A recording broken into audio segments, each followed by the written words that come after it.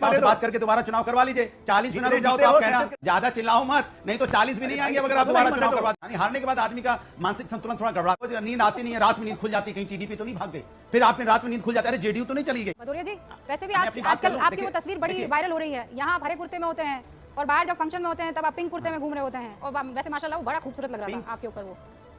लेकिन वो किसी एक फैशन डिजाइनर का था, उन्होंने कहा कि भाई आप हमारा ये पहन लो, तो हमने कहा बिल्कुल क्यों नहीं। इतने गरीब गुरबा किसान है, फैशन डिजाइनर गजब।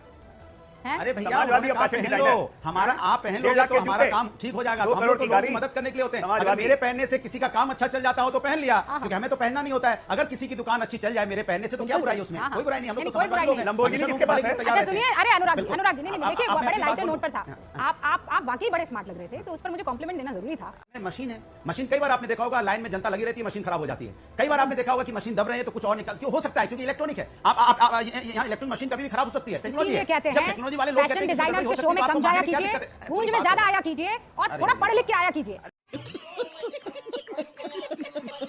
चलिए शुरू करते हैं। रूबिका जी एक बात समझ लीजिए, जिस व्यक्ति को यह नहीं पता हो कि ब्लैक बॉक्स उसको कहते हैं कि जब प्लेन दुर्घटनाग्रस्त हो जाता है तब ब्लैक बॉक्स खोजा जाता है, और ये ईवीएम की तुलना ब्लैक बॉक्स से कर रहे हैं। ये खुद ब्लैक बॉक्स है भाई, Rahul Gandhi is himself of black box. शोध करने की आवश्यकता है इन पे। मैं तो कह रहा हूं कि अगर अभी भी ईवीएम पे इतना डाउट है तो सारा विपक्ष, ये हरा कुर्ता वाला इंक्लूडिंग, और कांग्रेस पार्टी इस्तीफा दे दे कि हम नहीं मानते भारतीय लोकतंत्र को ईवीएम से जो हुआ है। जितने जीत के आए सब इस्तीफा दे दें। हिम्मत है कि भाई ईवीएम से हुआ, हम जीत गए लेकिन हमें भरोसा नहीं, हम इस्तीफा दे देते हैं। मतलब नैरेटिव बनाने का शौक है। एलन मस्क ने ट्वीट कर दिया, एलन मस्क ना हो गया आइंस्टीन की औलाद हो गए। उनको भारतीय लोकतंत्र की समझ हो गई कि उन्होंने कहा कि ईवीएम को स्क्रैप कर देना चाहिए। अरे अमेरिकन ईवीएम इंटरनेट से जुड़ा होता है, हिंदुस्तानी ईवीएम इंटरनेट से नहीं जुड़ा होता है। थोड़ा सा रिसर्च करने की जरूरत है, थोड़ा सा ग्रे एरिया इस्तेमाल करना, लेकिन ग्रे एरिया रहेगा तब ना। झूठ का नैरेटिव फैला के झूठा प्रचार करके एक सीट जीत गए। अभी नाना पटोले कह रहे थे, मैंने सुना कि 10-15 सीट और जीत जाते तो राहुल गांधी पीएम बन जाते। 93 अब 15 जोड़ दीजिए, कहाँ से पीएम बन जाएंगे राहुल गांधी। अब 15 जरा इनको हरा कुत्ता को जिता दीजिए तो कहाँ से ये पीएम बन जाएंगे। मतलब ये लोग पागल हो गए। 4 तारीख के बाद मैंने कहा था ना अवसाद के मरीज बढ़ने वाले हैं, वही हाल जा रहा है। रूबिका जी, अजय आलोक को मेरा एक सजेशन है, बहुत ही विनम्र सजेशन है। पहले ईद की सभी को मुबारकबाद। रूबिका जी आपको भी ईद के दिन हम सब लोग डिबेट कर रहे हैं, ये इसके लिए बहुत सारी सभी को शुभकामनाएं। और आपकी जो गूंज है आपने कहा दूर तक बिल्कुल दूर तक गई है। अरे सुनिए दूर तक जाएगी, दूर तक गई है और लोगों तक पहुंची है। इसलिए अजय जी दोबारा से सुनिए, अजय आलोक जी सुन लीजिए, बीच में नहीं बोला। ये मत कहिए कि दोबारा चुनाव, सुनो आप नहीं, मैं कह रहा हूं कि दोबारा चुनाव करने को मत बोलिए। गूंज दूर तक चलेगी, गांव तक। दोबारा चुनाव करोगे तो 240 आए, 40 दे दो ना। हिम्मत जुटाइएगा और कर लीजिए, अपने नेताओं से बात करके दोबारा चुनाव करवा लीजिए। 40 में ना रुक जाओ तो आप कहना तो बच गए हो, आपका सम्मान बच गया, इसलिए बचाए रखो, ज्यादा चिल्लाओ मत, नहीं तो 40 भी नहीं आएंगे अगर आप दोबारा चुनाव करवा दिया तो। क्योंकि गूंज गांव तक पहुंच चुकी है कि भारतीय जनता पार्टी देश के मुद्दों पे बात नहीं करती है। भारतीय जनता पार्टी किसान युवाओं की और गूंज हमने भी देखी जब कांग्रेस पार्टी के दफ्तर के बाहर लाइन लग गई थी 1 लाख रुपए लेने के लिए। बात सुन लीजिए, अब बात सुन लीजिए। अरे आप सुन लीजिए, आपके बीच में नहीं बोला, सुन लीजिए। मैं समझ सकता हूं आपकी परेशानी। हारने के बाद आदमी का मानसिक संतुलन थोड़ा गड़बड़ाता है। आप सुन लीजिए, मैं आपसे जो कहना चाहता हूं, देखिए सवाल ये है कि बार-बार ये बात सरकार बना के बैठे हुए हम हार गए।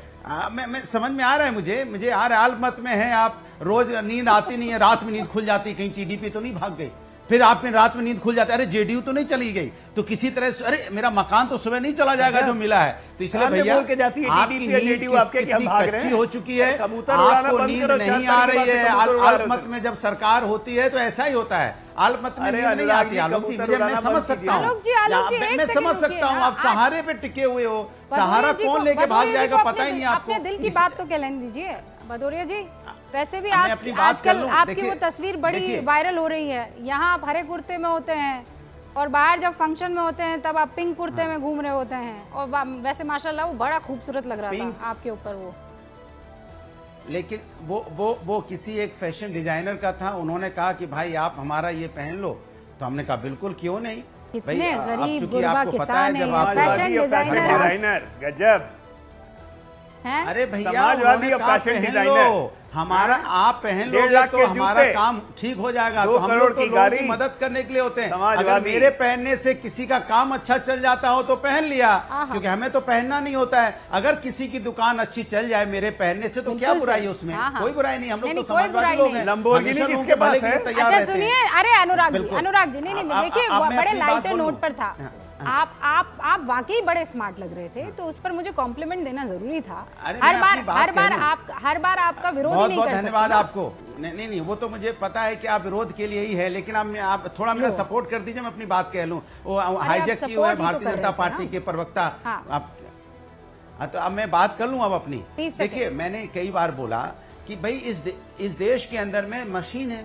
मशीन कई बार आपने देखा होगा, लाइन में जनता लगी रहती है, मशीन खराब हो जाती है। कई बार आपने देखा होगा कि मशीन दब रहे हैं तो कुछ और निकल, क्यों हो सकता है? क्योंकि इलेक्ट्रॉनिक है। आप यहाँ इलेक्ट्रॉनिक मशीन कभी भी खराब हो सकती है, टेक्नोलॉजी है। कहते हैं जब टेक्नोलॉजी वाले लोग कहते हैं डिजाइनर्स के शो में कम जाया कीजिए, गूंज में ज्यादा आया कीजिए और थोड़ा पढ़ लिख के आया कीजिए।